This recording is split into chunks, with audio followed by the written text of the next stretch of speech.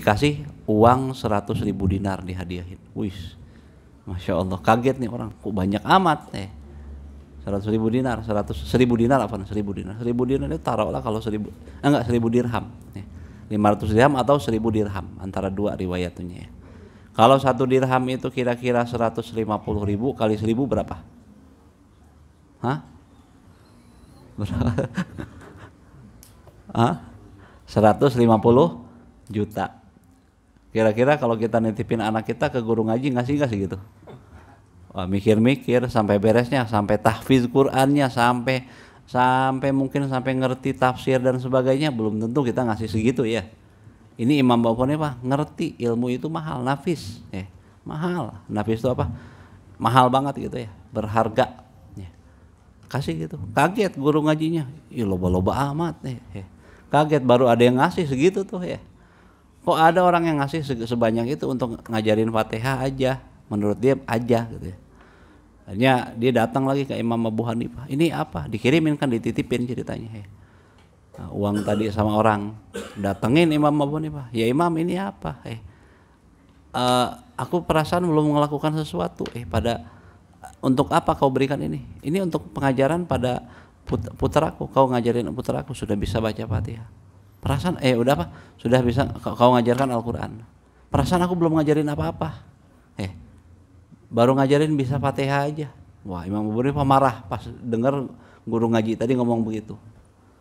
Nah, demi Allah, andai kata aku punya uang lebih dari ini, aku akan berikan lebih banyak lagi katanya. Cuman memang yang ada di kantongku segitu sekarang. Kalau ada mau dikasih lebih. Cuman memang adanya segitu. Demi Allah, mulai sekarang aku nggak mau lagi titipin anakku sama orang yang nggak mau menghargai Al-Quran, nggak nilai Al-Quran itu mulia.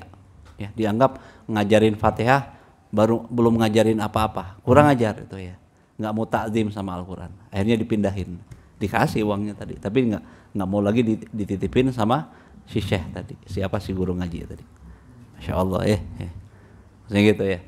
Kalau kita punya takzim, makanya Al-Imam Sayyidina Ali bin Abi Thalib menyebutkan apa? Di antara penting dalam ilmu itu apa? Hal yang penting dalam ilmu itu punya 6 pondasi. Di antaranya bulughah Apalah haula wala quwwata illa billah. Dalam syair Imam Syafi'i nyebutin Imam Syafi'i. Di antaranya bulughah, harus rela, harus pakai biaya Anak kita jangan dibiarin gurunya sia-sia misalkan guru-guru tuturutan segala macam, harus dikasih yang layak, yang pantas gitu ya. Kadang-kadang itu juga jadi pengaruh keberkahan ilmunya anak kita tadi. Ngehargain ilmu dalam tema itu.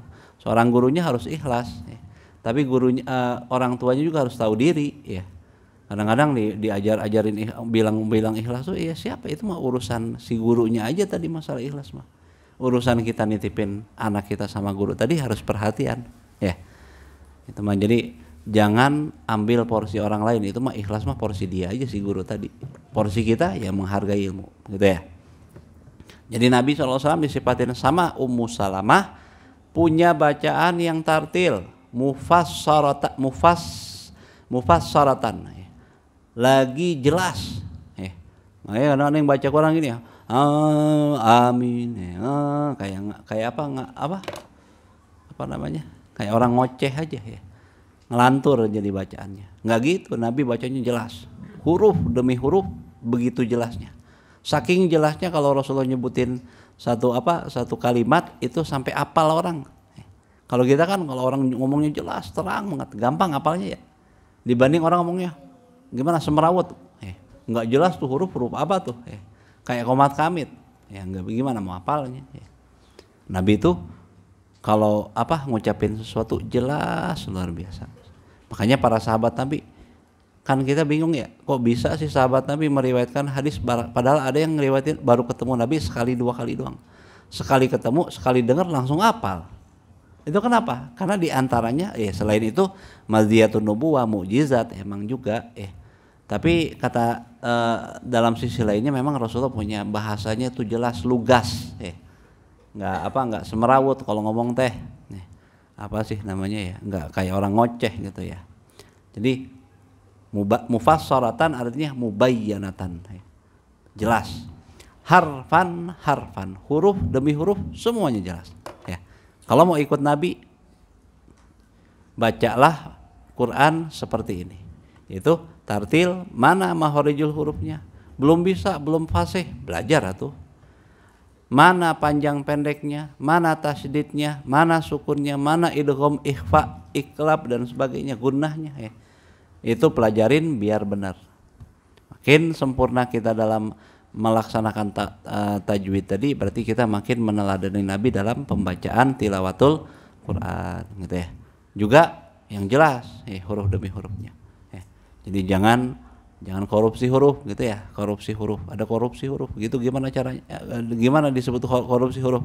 Ya huruf yang bukan semestinya dibaca dengan huruf yang lain, itu korupsi huruf ya. Jangan, itu Quran ya. Nah, wa qad qala alaihi salatu wasalam, di mana dahulu telah bersabda alaihi salatu wasalam kepada beliau salawat dan salam, yaitu Rasulullah, yuqalu, dikatakan liqari'il Quran, kepada pembaca Al-Quran, iqra, bacalah, warqi,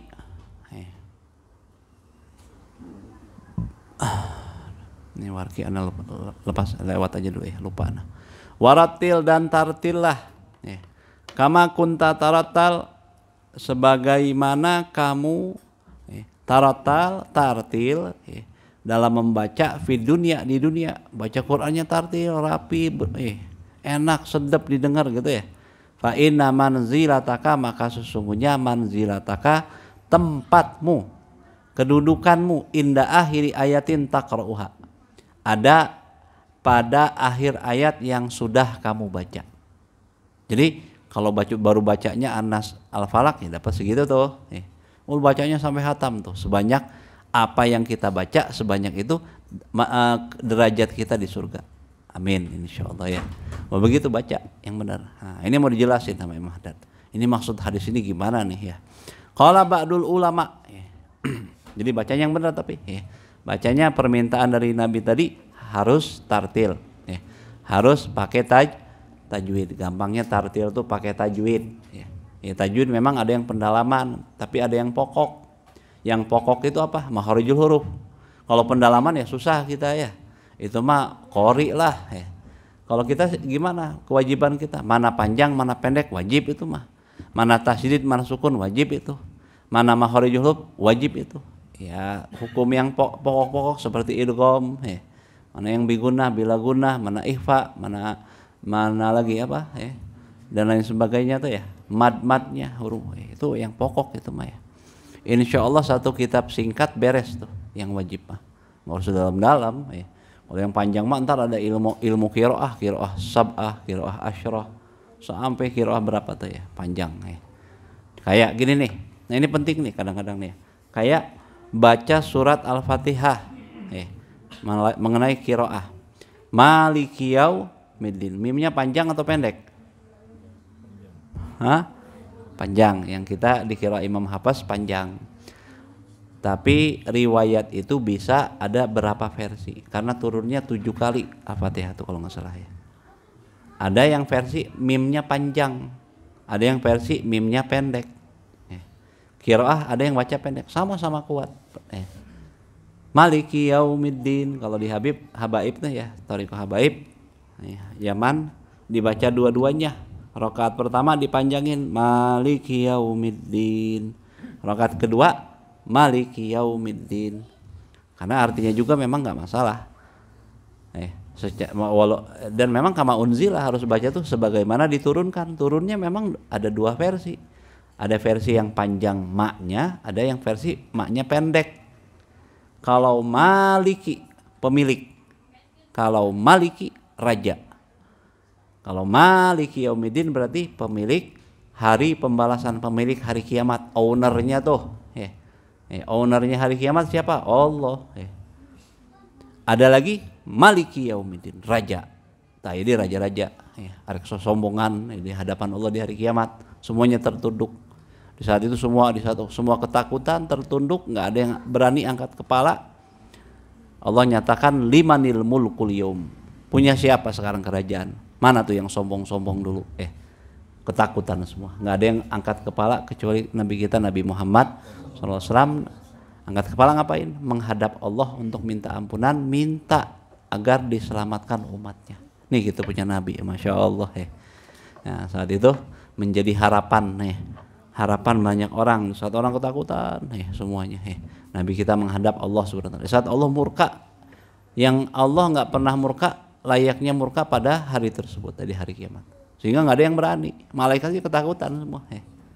Nabi kita langsung menghadap Allah, sujud di hadapan Allah, memuji Allah dan memohonkan beberapa permohonan diantaranya minta ya Rab salim salim, wahai Tuhanku selamatkanlah.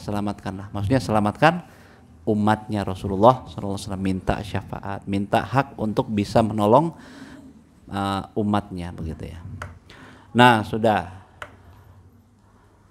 Qala ba'dul ulama rahimahumullahu ta'ala, berkata sebagian ulama, semoga Allah merahmati mereka, ada dudarajil jannah, adapun jumlah tangga di dunia. Ya, seberapa jumlah tangga di dunia? Bi adadi ayil Quran, yaitu sejumlah. Bi adadi sejumlah ayil Quran. Ay itu jamak dari ayat, jamak taksir. Ayat-ayat Al-Quran. Ayat Quran ada berapa? 6.660 tuh ada di sini. Kalau rumah kita 2 tingkat, 3 tingkat, 4 tingkat, ini surga tanahnya, bukan lagi bangunan. Surga itu 6.666 tingkat derajat. Nggak tahu kayak gimana ya. Itu cuma tahu nyebutin darajahnya, bentuknya kayak gimana wallahu alam kita mah ya. Fatakunu manzilata, maka sehingga jadilah manzilata man yaqra'ul Quran, kedudukan daripada orang yang membaca Al-Quran kulluhu, semua hatam, fi a'la darajatil jannah, dia bakal mendapatkan yang tertinggi daripada derajat surga. Tuh. Jadi harus hatam ya, sampai hatam. Hatamnya yang baik tapi ya. Jangan hatamnya belepotan. Nggak tahu tuh mana sin, mana shin, mana sa, mana so. Itu kan ada deketan nih, ada s-nya ya, ada s-nya, tapi beda nih. Kalau sin biasa tuh ya s doang. Kalau so ada ininya, ada so ya. Mungkin sho tuh ya, so ya. Kalau shin pakai titik ketiga tuh sy ya. Kalau sa tak ya, kayak tak yang titik 3 itu ya, sa itu ada semacam sa, ts, sa gitu ya, di ujung gigi ini sa.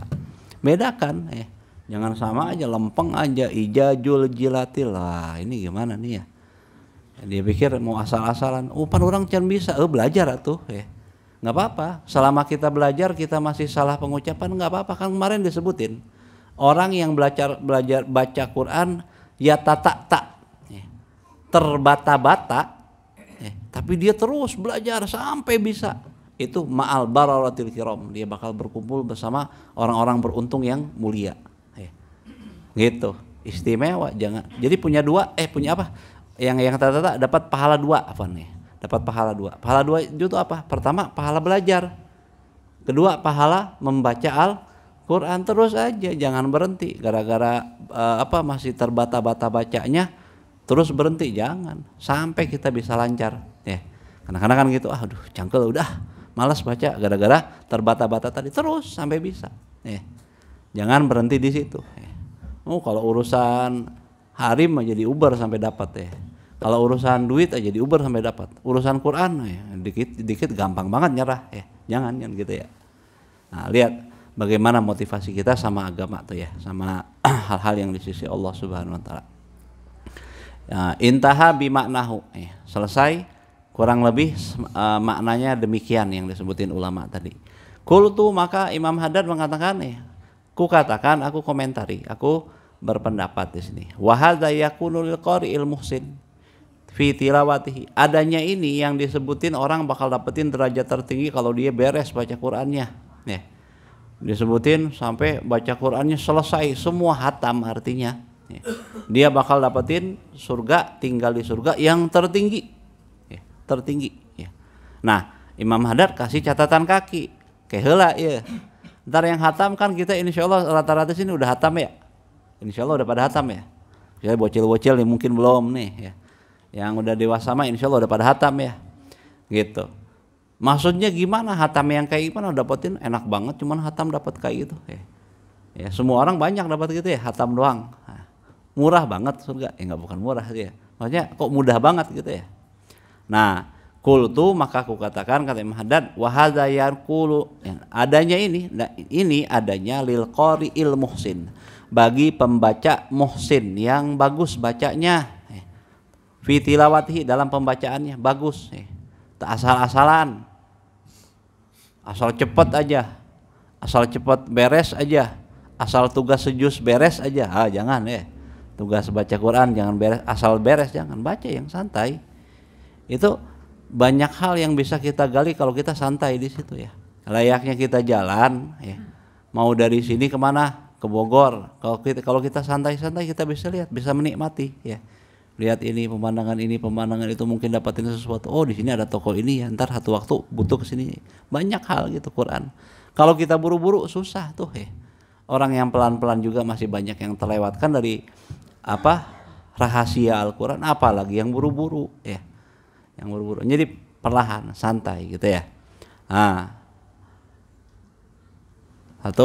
jadi yang orang yang baca syaratnya orang yang bacanya bagus memperbagus dalam bacaannya nggak usah buru-buru dah Allah nggak lihat kuantitas kok Allah lihat kualitas jadi baca itu pakai kualitas jangan loba-loba ya loba-loba tak aya kualitasan Allah nggak lihat itu makanya Imam Sayyidina Umar itu kalau di bulan Ramadan hatam Quran cuma sekali tapi kualitasnya jangan tanya super VIP bacanya super VIP kenapa beliau nggak lewatin satu ayat melainkan beliau tahu asbabun nuzulnya gali tafsirnya apa yang berkaitan tentang hukum apanya jadi gali dalam-dalam itu ya kayak kita baca tafsir berapa lemari kali ya itu hatamnya kayak gitu ya itu mah kayak berapa puluh kali hataman kita kalau kayak gitu mah jadi kaji benar-benar dibongkar habis tuh ilmu Al-Quran sama Sayyidina Umar sebisa mungkin beliau ya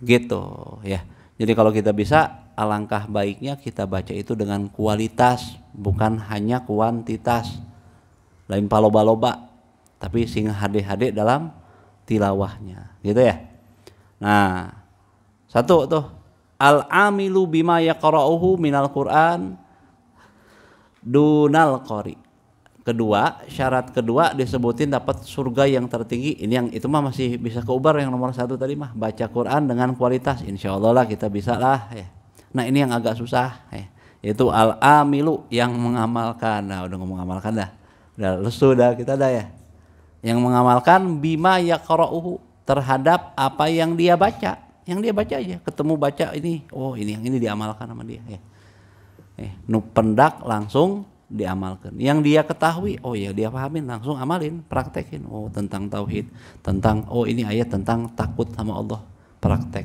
nerapin belajar untuk takut sama Allah ini ayat tentang sabar belajar tentang sabar ini ayat tentang syukur mau syukur sama Allah enggak kufur enggak dosain nikmat Allah taat sama Allah dan seterusnya ya gitu simpel aja apa yang kita dapetin langsung kita praktekin sebisa mungkin ya tetap kita ada kapasitas ya nggak muluk-muluk apa yang kita bisa lakukan yang belum bisa ya Allah mohon bantuan mungkin tahu ya, yang akan datang bisa ngamalin minta bantuan dan kita hakikatnya semuanya dibantu sama Allah kok siapa yang nggak pakai bantuan Allah semuanya dibantu Allah sadar nggak sadar aja ada yang ngakuin ada yang nggak ngakuin ada yang menerima bahwa benar dia dibantu Allah ada yang nggak nerima ada yang kufur gitu ayo ngimanan ayo tuh ngimanan kita beriman nggak bahwa kita dibantu sama Allah dibantu kita ya jantung kita berdegup darah kita mengalir nafas kita terpompa dengan sistem di dalam tubuh kita itu kan bantuan Allah itu semua bantuan Allah kita lahir telanjang bulat nggak punya apa-apa nggak ada yang keluar dari rahim ibunya bawa Avanza nggak ada ya kan telanjang semua nggak punya apa-apa sampai sekarang Dengan apa? Dengan takdirnya Allah garis sandiwaranya Allah, sandiwara takdirnya Allah. Allah berikan kita banyak sekali sekarang Syukur sama Allah begitu ya. Jadi semuanya atas bantuan Allah. Minta sama Allah. Yang bisa kita amalin sekarang amalin. Belum bisa ya Allah, semoga yang akan datang kau bantu bisa ngamalin ini. Niat dulu, doa dulu sama Allah. Minta bantuan. Sing we-nya ya. Gitu. Jadi harus punya optimis, jangan pesimis. Jangan malas-malasan gitu dalam punya semangat gitu ya. Al-amimlu bima yaqra'uhu minal Qur'an dunal qari al-mukhalid. Nah, dua tuh. Jadi permintaannya yang dimaksud tadi dapat surga yang tertinggi, yang baca Qur'annya diperindah, disempurnakan. Kedua, yang ngamalin Qur'an terhadap apa yang dia baca tadi ya. Yang dia baca dia praktekin sebisa mungkin ya. Kalau dia punya dua sifat ini, yakin dapetin yang disebutin sama ulama tadi. Bakat surga yang tertinggi. Kalau dia baca sampai berapa ayat? 10 ayat berarti dapetin surga di apa? Di level 10. Nih. Baca 100 ayat berarti di level 100. Baca 1000 ayat berarti di level 1000. Tapi tadi syaratnya bacanya yang benar, amalin juga sebisa mungkin. Paham nggak? Makanya nggak usah banyak-banyak. Kalau banyak-banyak ngamalinnya kan susah ya. Nggak usah banyak-banyak. Dalam arti maksudnya bukan minta untuk sedikit-sedikit, enggak. Kaji yang benar, ya. Pelajari yang baik, baca yang baik, amalkan yang baik, begitu. Ya, ya memang baca yang banyak, ya. Cuman ukur bagaimana yang terbaik tadi dalam bacanya, punya kualitas tadi. Ya. Duna bukan qori, pembaca mukhallid, yang campur aduk, yang rancu, yang kacau, tidak karuan bacanya. Wah, ini baca apa sih? Kumat kamit, nggak jelas. Nah, yang kayak gitu mah nggak dapat. Jadi hati-hati memahami satu teks ulama itu harus dengan paham. Kita ini nggak bisa langsung istinbat memahami Quran, harus ada dibantu sama hadis. Untuk memahami hadis, bantuan dari pensyarah hadis. Ntar pensyarah hadis perlu dirinci lagi, ntar ada ulama fikih, ulama sirah, macam-macam tuh ya. Ini makanya kita nggak bisa langsung ya, perlu memahami tadi dengan wasilah jadi ya, orang-orang yang mengerti. Al-ghafil bukan juga orang yang ghaflah, yang lupa, yang lalai. Baca-baca aja tepaduli, naon dibaca, naon isina, naon perintah, naon anjuran, apa perintah, anjurannya, wanti-wantinya, nasihatnya, enggak, lewat aja. Udah lupa bacanya, pikiran kemana-mana, baca Quran di dalam masjid tapi hatinya di pasar. Melayang kemana, kasih eis. Melayang pikirannya kemana, ke puncak. Melayang pikirannya kemana-mana. Hadirlah dengan badan dan ruh kita, dengan hati kita, totalitas lagi baca Quran tuh ya. Jangan separuh-separuh, badan aja di situ, pikiran kemana-mana. Allah lihat hati, Allah nggak lihat badan kita, kan gitu kan? Innallaha la yanzur ila suwarikum wala ila ajsamikum, walakin yanzuru ila qulubikum wa niyatikum. Allah nggak lihat badan kita, fisik kita, harta kita, apa yang tampak di zohir kita, tapi Allah lihat hati kita. Karena itu ketulusan tuh di hati, ya. Iman di hati, sabar syukur di hati, cinta di hati, semuanya yang pokok-pokok itu di dalam hati. Makanya nggak bisa membandingi amalan hati itu sama amalan zohir. Semuanya yang istimewa itu ada di hati. Amal zohir bisa dilakukan sama sembarang orang. Orang munafik yang pura-pura beriman padahal kafir dalam hatinya bisa melakukan pura-pura sholatnya, pura-pura puasa, pura-pura apa? Bukan pura-pura puasa, sholat bisa gitu ya. Tapi seakan-akan mereka beriman, padahal nggak beriman. Itu kan terjadi di zaman Nabi. Perang ikut perang, sholat ikut sholat, puasa ikut puasa, walaupun dengan malas-malasan. Orang dia nggak beriman kok. Jadi malas-malasan, paksa. Apa alasan mereka nunjukin hal-hal yang takwa tadi, yang sifatnya zahir? Ya untuk banyak hal, untuk penipuan sama muslim, untuk melemahkan muslim dan sebagainya. Tapi kalau amal batin pasti dilakukan sama orang yang beriman. Mal mungkin enggak beriman di dalam hati kalau nggak memang beriman, pasti itu kejujuran, syukur, sabar dan sebagainya. Makanya penting perhatian masalah hati tadi. Ya. Nah ini, jadi lagi baca Quran hati kita hadirin. Ya Allah lihat itu kok. Ya badan di situ. Mungkin orang bisa nilai bagus. Allah mah nggak lihat jelek aja. Hatinya kemana-mana, hatinya selingkuh, Allah nggak suka. Hati yang selingkuh sama Allah Subhanahu Wa Taala itu pencemburu. Kita tahu mungkin perempuan itu pencemburu ya. Allah lebih pencemburu dari perempuan. Makanya dosa syirik itu menduakan Allah, kan nggak setia itu ceritanya sama Allah. Dosanya paling besar. Pang badak-badakna dosa badak, nyata dosa syirik. Nggak ada tuh bandingan daripada dosa syirik. Dosa terbesar. Inna syirka la zulmun azim. Sungguhnya kesyirikan itu merupakan kezaliman yang terbesar. Udah nggak ada bandingannya. Kenapa? Allah pencemburu. Allah pencemburu. Nggak mau Allah diduakan dalam penyembahan, dalam permintaan, dalam sandaran dan sebagainya. Allah pengen Allah tuh intim, pengen diintimin nih kita sama kita. Sebenarnya baik ya sebenarnya. Allah pengen dekat sama kita. Kita nolak untuk dekat sama Allah. Hebat banget ya kita ya. Sombong banget ya. Layaknya ada perempuan senang sama kita tolak gitu ya. Ini cuman hal yang lebih istimewa, jauh lebih istimewa Allah Subhanahu Wa Taala ya. Allah pengen dekat sama kita, tapi kita duain Allah dan sebagainya. Keras banget kita ya. Dikit lagi. Nah, maksudnya kalau buru-buru suka nggak ke hati ya. Dalat ala dzalikal ahadisul shahihah. Jadi gitu ya. Orang yang dapetin darajat tadi, yaitu yang bacanya baik-baik, ngamalin sebisa mungkin, bukan orang yang semrawut bacanya. Lupa ketika bacanya, nggak mau ngamalkannya, bodoh teuing dah. Yang penting orang mah baca bukan begitu. Yang gitu mah nggak dapetin apa-apa. Selain dia dapetin pahala, tapi nggak dapetin tentang darajah level-level surga tadi. Untuk level mah, tar dulu. Ini barang mahal nih surga. Mala ainun ra'at wala uzunun sami'at wala khatar ala qalbi bashar. Kemewahannya surga itu nggak pernah kelihatan mata.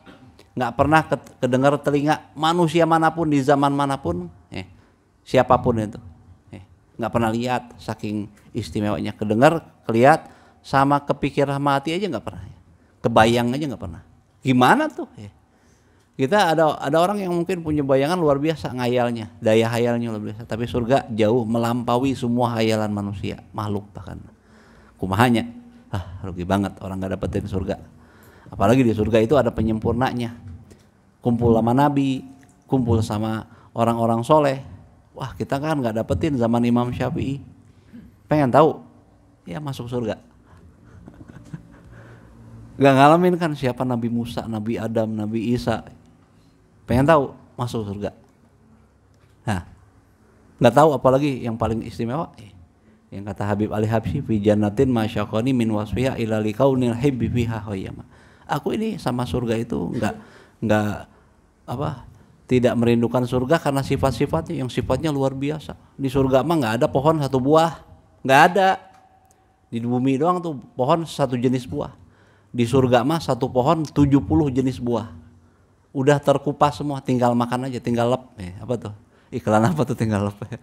Tinggal makan. Kalau di sini kan makan durian, belah-belah dulu mungkin pakai lecet-lecet dulu. Nggak ada begitu-begitu di surga mah udah nikmatnya sempurna, buahnya per pohon ada 70 jenis kata Syekh Nawawi dalam Syarah Safinah. Tuh, gimana? Itu diantaranya, yang lain-lain mah banyak udah dah. Tapi kata Imam Sayyidina Ali, kata Habib Ali Al-Habsyi Simtu Duror, aku nggak rindu surga dengan sifat-sifat yang tadi yang istimewa, yang buat orang terpesona, melayang pikirannya. Tapi aku nggak rindukan surga karena itu. Melainkan aku rindukan surga karena ada yang tinggal di surga itu. Siapa itu? Rasulullah SAW. Aku rindu itu, pengen masuk surga. Kalau nggak itu sih, aku nggak gimana amat. Cukup di sini juga ada kumpul sama orang soleh, maksudnya kumpul itu udah surga bagi para orang soleh yang ngerasain sudah kenikmatan kumpulnya, duduknya sama orang soleh.